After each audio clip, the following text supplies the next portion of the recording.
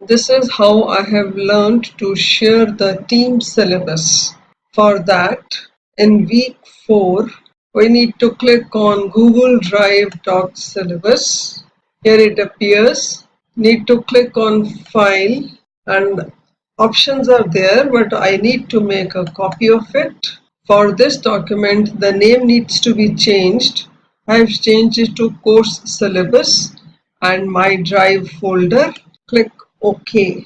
So now I open my drive, and here I find the course syllabus. In my team, the logo of the image has been created by Anna. Revati has given the objectives of her session. So far as I am concerned, I shall be providing them with the assignment. Assignment is important because here assignments increase the practical skills of students. That's the whole purpose of navigating a Moodle course.